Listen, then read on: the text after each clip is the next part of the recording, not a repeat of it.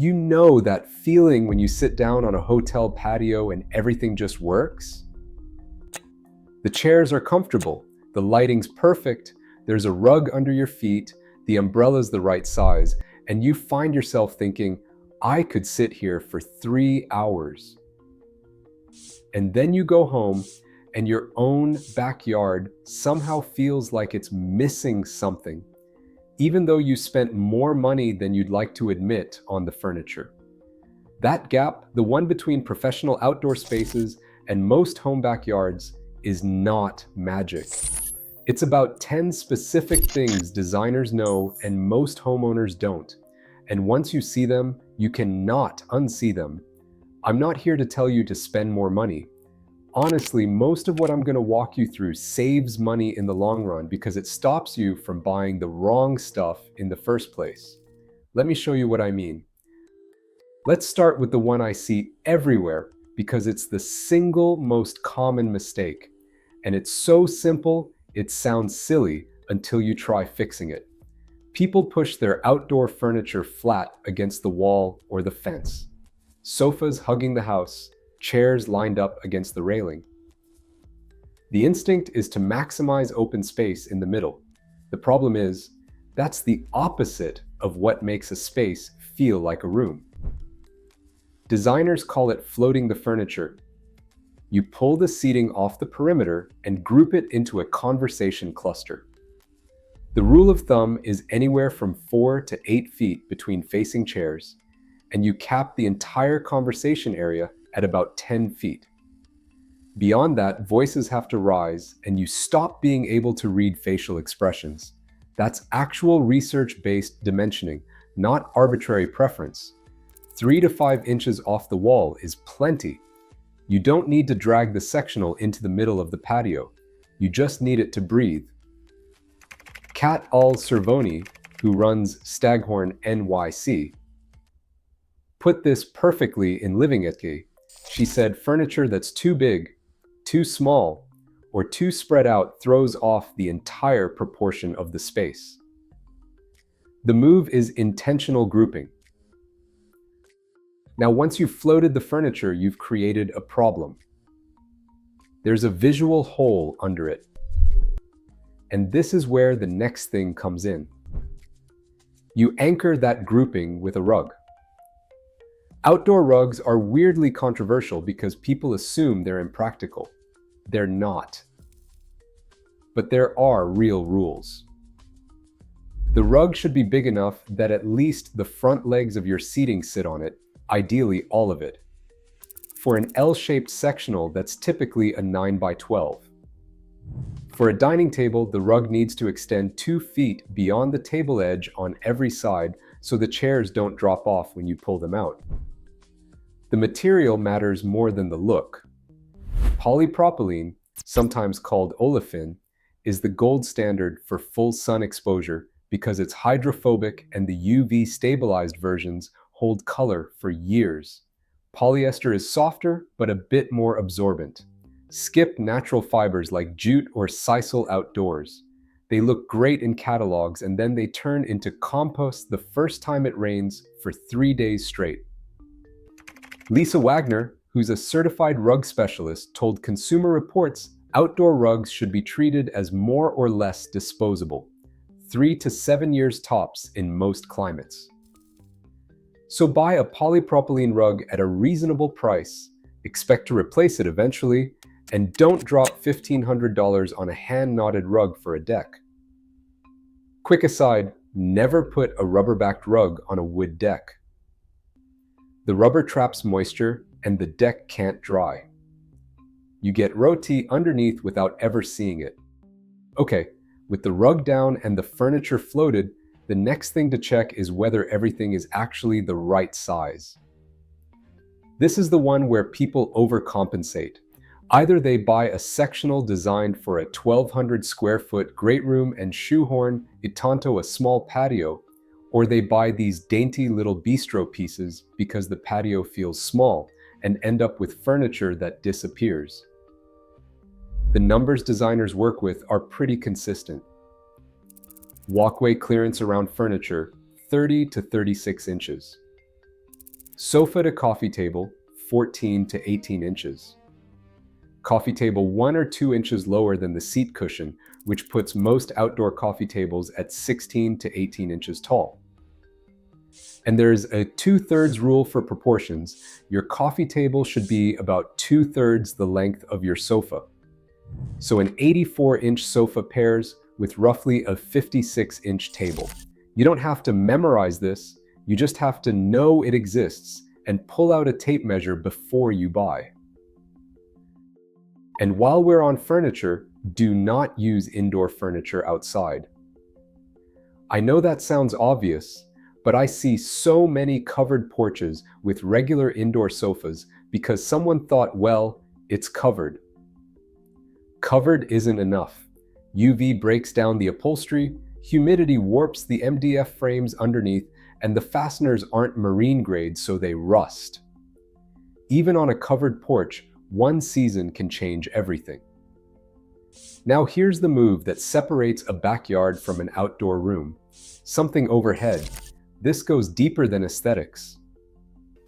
There's an actual concept in landscape architecture called prospect refuge theory.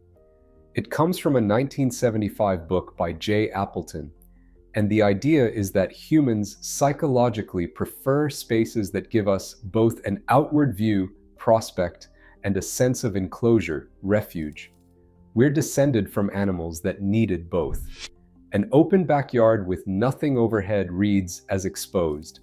Add a pergola, a shade sail, a market umbrella, even just a mature tree branching over the space, and suddenly your brain registers it as a room. A basic pergola averages around $4,200 installed.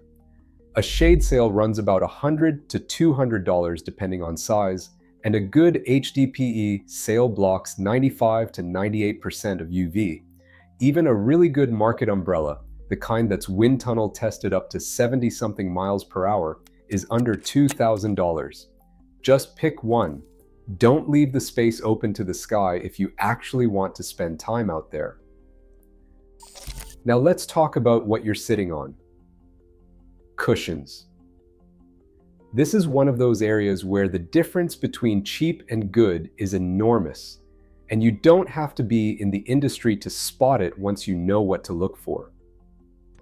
The standard you want is solution-dyed acrylic. That means the color is mixed into the liquid before the fiber is spun, so the pigment runs all the way through every strand. Sunbrella is the most famous brand, a family-run North Carolina company that invented this technology back in 1960. Outdura and Perennials also make it. Why does this matter? Polyester cushions, which is what most big box outdoor furniture comes with, fade in 1 to 3 seasons. They also absorb water, which means mildew shows up at the seams. Solution-dyed acrylic lasts 7 to 10 years easy, so when you do the math on cost per year, the expensive cushions are actually cheaper. Same furniture frame, just better fabric. And one tip almost nobody mentions, cushions need to be completely dry before you put them in storage. Even Sunbrella will grow mildew if you trap a damp cushion in a warm, sealed deck box overnight. Air them out first. With the bones of the room in place, the next thing that separates a great outdoor space from a fine one is lighting. And not one big floodlight pointed at the patio. I mean layered lighting. The rule pros use indoors applies outdoors. 3 layers. Ambient, your overall glow. That's string lights, post lanterns, sconces. Task, light for what you're actually doing, like reading or cooking. And accent, uplighting on trees, downlighting from the eaves, washing light up a wall. When you stack all 3, the space feels custom. When you only have one, it feels like either a parking lot or a cave. Color temperature matters here, and it's the thing nobody tells you. Aim for warm white, 2700 to 3000 Kelvin. That's the candle glow zone. Anything cooler than that, 4000 and up, reads as commercial or institutional. It's why your neighbor's blue-tinged motion floodlight makes you feel like you're being interrogated when you walk past it. Amy Womack, who's a certified lighting consultant with the American Lighting Association, gave a great tip in Family Handyman. She said, start by lighting the house. The facade, the architecture, the eaves. That sets the tone for the whole space. Most people light the yard first, and the house comes out looking flat. Okay, back to furniture for a second, because there's one piece people get wrong all the time: the coffee table. Indoor coffee tables sneak outside constantly. Glass tops crack in temperature swings or shatter in hail. Untreated wood warps and splits. Particle board literally falls apart in humidity. The materials that actually work outdoors are powder-coated aluminum, FSC certified teak, polywood, HDPE recycled lumber, and certain concretes.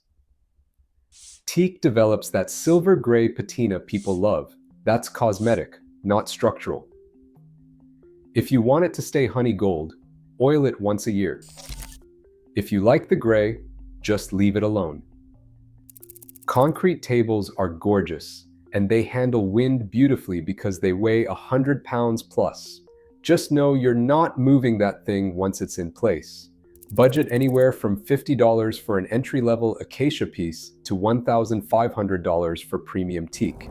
The sweet spot for most homes is the $150 to $300 range, synthetic wicker or powder-coated aluminum that's going to look the same in 5 years as it does today.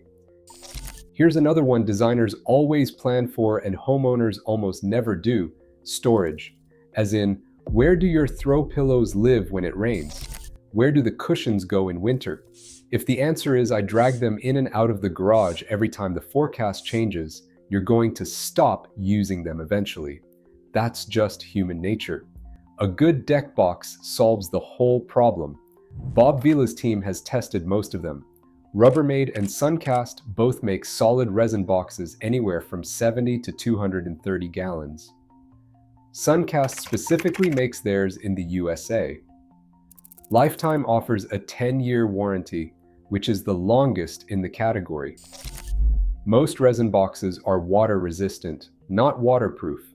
The lids shed rain, but the seams aren't gasketed, so for anything valuable, double check the spec.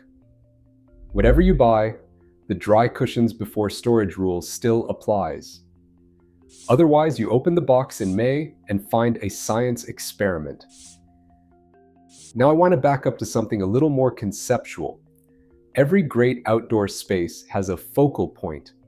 ASLA, that's the American Society of Landscape Architects, has surveyed designers for years, and fire features consistently come out as the #1 outdoor design element. 3 out of 4 designers list them as the top draw. And it makes sense. The eye needs somewhere to land. Without a focal point, your gaze just wanders the patio and never settles, which is part of why your brain doesn't fully relax in the space. It doesn't have to be a fire pit. A water feature works. A specimen tree, a sculpture, a really beautiful planter, even a particularly nice door on the back of the house can do it. Just give the eye a destination. If you do go with fire, the safety distances matter, and they vary a lot by jurisdiction. The NFPA general rule is at least 10 feet from any structure or combustible material. California and several wildfire-prone states require 25 feet for open wood fires. Vertical clearance is typically 21 feet up, which means branches, awnings, pergolas cannot be directly over the pit. Check your local code. Seriously. ER visits for fire pit injuries tripled between 2008 and 2017 per the Consumer Product Safety Commission, and most of those are clearance issues. And the last one is the thing almost nobody thinks about until it's a problem. Wind. You build a beautiful outdoor space, and then the first windy weekend, the umbrella tips, the cushions blow off, the candles won't stay lit, and the whole atmosphere is gone. Wind is invisible, but it shapes outdoor rooms more than almost any other variable. The fix is partly about sitting, putting your seating area where the prevailing wind hits it least, and partly about screening. And here's the counterintuitive part. A solid fence panel actually catches wind like a sail. It creates more turbulence than it blocks. A slatted screen with about a 20 to 30% gap to slat ratio performs significantly better in real conditions because the wind passes through and loses energy. Same logic for plant windbreaks. A row of arbor vitae, like Thuja green giant, or a leyland cypress, which grows 3 to 4 feet a year, is far more effective at calming a yard than a solid wall. Two designers in Livinget said something that stuck with me. Rachel Blindauer said most patios get built without any plan for runoff. And Josiah Stoltzfus at Souders Hardscape said forgetting drainage is one of the biggest mistakes people make. Wind and water, the two things you don't see when you're picking out furniture, but they're what determine whether you'll actually use the space. That's the 10. Floating the furniture, anchoring it with a rug, getting the scale right, adding something overhead, picking solution-dyed acrylic cushions, layering the lighting, choosing a real outdoor coffee table, planning for storage, giving the room a focal point, and respecting the wind. The thing I want you to take from all this is that none of it is about money. The most expensive backyard I've ever seen got every single one of these wrong. And some of the most beautiful outdoor rooms I've ever sat in were assembled piece by piece over 5 years on a normal budget. It's about knowing what to look for. Once you do, the next purchase you make for your backyard hits very different. Tell me in the comments which of these 10 your space is missing. If you found this useful, hit subscribe. It helps more than you'd think. See you next time.